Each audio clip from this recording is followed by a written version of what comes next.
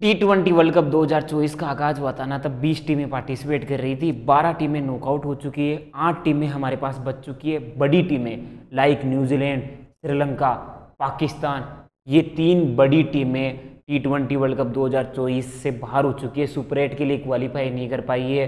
पर तो यूएसए, अफगानिस्तान, इन टीमों ने अपने खेल से प्रभावित किया है और सुपर 8 राउंड के लिए प्रवेश किया है। अब सुपर 8 में हमारे पास आ चुकी है 8 टीमें।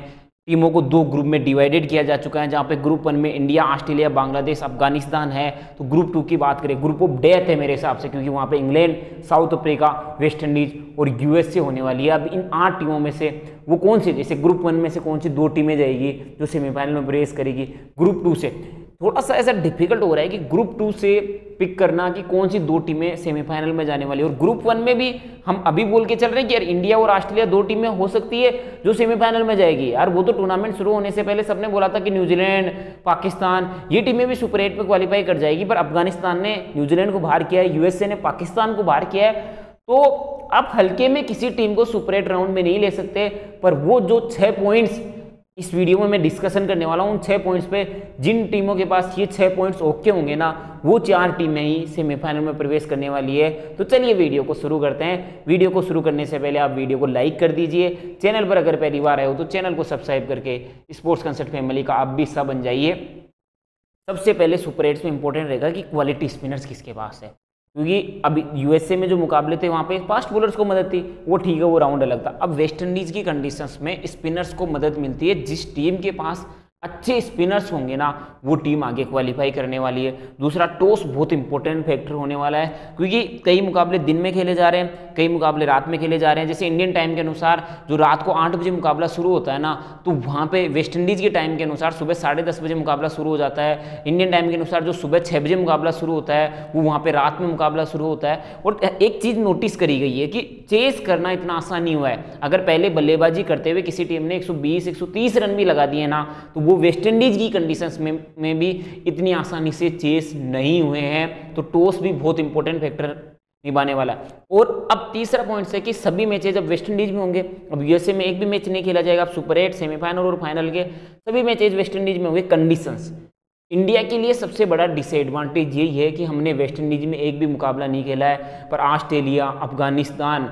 इन्होंने अपने सारे मुकाबले, हम बात कर सकते हैं, वेस्ट इंडीज में खेला है। इंग्लैंड ने अपने सारे मुकाबले वेस्ट इंडीज में खेले हैं, वहीं वेस्ट इंडीज ने भी अपने सारे मुकाबले वेस्ट इंडीज ने खेले हैं। बांग्लादेश ने कुछ मुकाबले यूएसए में खेले, कुछ मुकाबले वेस्ट इंडीज में खेले। तो इन टीमों को बहुत ज़्यादा एक तरीके से हम बात कर सकते हैं कि एडवांटेज होने वाला है। इंडिया ही एकमात्र ऐसी टीम होगी, और ग्रुप 1 में से इंडिया और ग्रुप 2 में से यूएसए, जिनको पता नहीं है, जिन्होंने एक भी मुकाबला वेस्ट इंडीज की कंडीशंस में नहीं खेला है। तो ये डिसएडवांटेज होने वाला है। आने वाला हूँ कौन सी 4 टीमें क्वालिफाई करेगी सेमीफाइनल के लिए, और आप भी उस बात पर एग्री होगे। इसके अलावा जिन टीमों के पास, चौथा पॉइंट है कि जिन टीमों के पास स्पिन खेलने वाले अच्छे बल्लेबाज होंगे ना, वो टीम सेमीफाइनल में आगे जाने वाली है।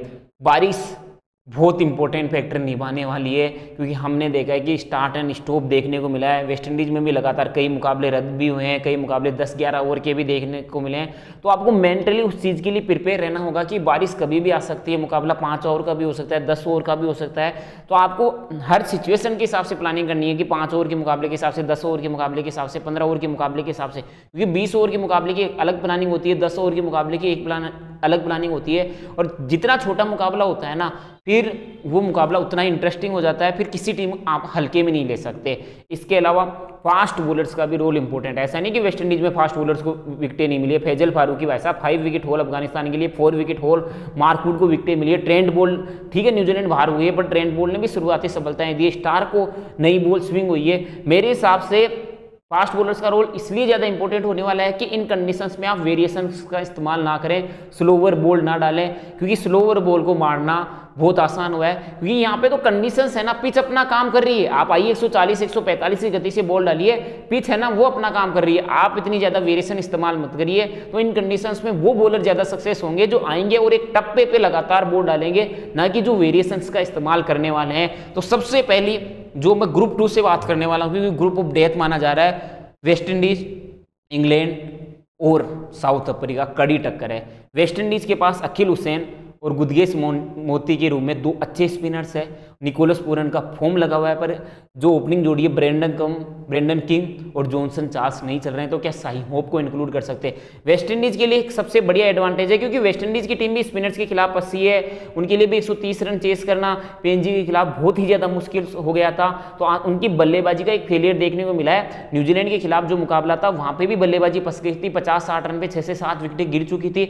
उस दिन सैर पर रदरफोर्ड की पारी की बदौलत ही आज वेस्ट इंडीज सुपर 8 में क्वालिफाई कर पाई है। तो वेस्ट इंडीज के पास गेंदबाज है Akeal Hosein, Gudakesh Motie, Andre Russell, पर वेस्ट इंडीज की बल्लेबाजी, अगर वेस्ट इंडीज की बल्लेबाजी जिस बल्लेबाजी की हम बात करते हैं ना, अगर वो चल गई तो वेस्ट इंडीज क्वालिफाई कर जाएगी, कोई नहीं रोक सकता। तो मेरी पिक ये होने वाली कि वेस्ट इंडीज तो जाने वाली है सेमीफाइनल के अंदर, क्योंकि उनको पता है कि घरेलू कंडीशंस में किस तरीके से खेलने वाला। अब टक्कर है साउथ अफ्रीका और इंग्लैंड में, इसमें से साउथ अफ्रीका आगे जाएगी, इंग्लैंड नहीं जाने वाली है।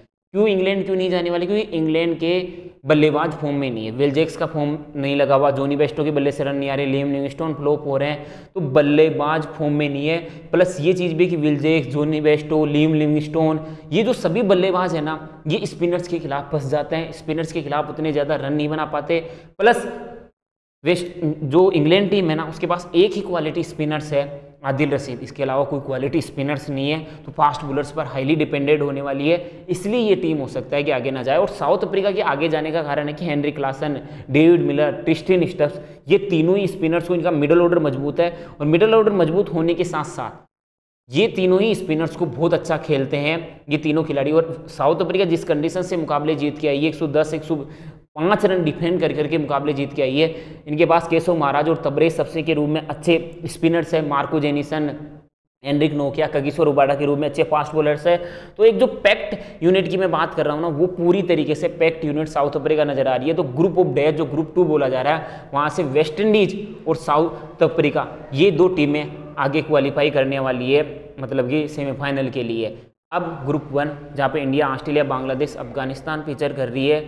तो स्पेशली अगर मैं बात करूं इंडिया, देखो यार, अब इंडिया को क्वालिफाई करना चाहिए। मेरे हिसाब से इंडिया के पास सूर्य कुमार यादव, शिवम दुबे, इन खिलाड़ियों को इसीलिए इंक्लूड किया गया है कि ये स्पिनर्स को बहुत बढ़िया खेलते हैं। परंतु इंडिया के लिए डिसएडवांटेज क्या क्या होने वाले? एक तो इंडिया रविंद्र जडेजा को इंक्लूड करेगी कुलदीप यादव और युजवेंद्र चहल से, क्योंकि कुलदीप इंक्लूड होंगे या युजवेंद्र चहल इंक्लूड होंगे, मोस्ट लाइकली कुलदीप यादव ही इंक्लूड होने वाले हैं। तो रविंद्र जडेजा अपनी गेंदबाजी से ना प्रभावित नहीं कर पा रहे हैं, ना अपनी बल्लेबाजी से प्रभावित कर पा रहे हैं। तो रविंद्र जडेजा के साथ स्टिक करना और अक्षर पटेल, कुलदीप यादव और युजवेंद्र चहल को इकट्ठा नहीं खिलाना, ये भी भारतीय टीम के लिए बड़ा डिसएडवांटेज हो सकता है। इसके अलावा इंडिया को सबसे बड़ा नुकसान ये हो रहा है कि रोहित शर्मा और विराट कोहली की फॉर्म नहीं लगी हुई है। ये रोहित शर्मा और विराट कोहली की ओपनिंग जोड़ी नहीं चल रही है। अगर रोहित विराट की ओपनिंग जोड़ी चल गई ना और रविंद्र जडेजा विकेटें लेने लग गए, तो टीम इंडिया को सेमीफाइनल में जाने से कोई नहीं रोक सकता। वैसे भी टीम इंडिया देखो सेमीफाइनल में जाने वाली है, इसमें कुछ सोचना ही नहीं है।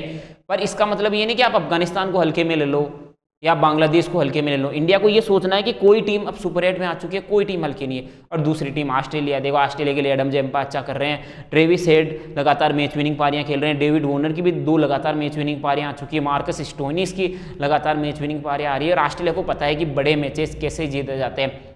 अब इंडिया के लिए और ऑस्ट्रेलिया के लिए सबसे बड़ा खतरा बांग्लादेश नहीं है। बांग्लादेश मुझे नहीं लगता कि इतना ज़्यादा चैलेंज ना तो इंडिया को कर पाएगी ना ऑस्ट्रेलिया को कर पाएगी, पर इंडिया और ऑस्ट्रेलिया को सबसे ज़्यादा सतर्क रहना है ना, वो अफगानिस्तान से है, क्योंकि उनकी फैजल फारूकी, नवीन उल हक, नूर अहमद, राशिद खान, मोहम्मद नबी, ये पूरी जो गेंदबाजी यूनिट है ना, इनके पास तगड़े स्पिनर्स हैं। मोहम्मद नबी, नूर अहमद और राशिद खान के रूप में फास्ट बॉलर्स फैजल फारूकी तो T20 वर्ल्ड कप 2024 में सबसे ज़्यादा विकेटें ले चुके हैं, और नवीन उल हक भी विकेटें ले रहे हैं।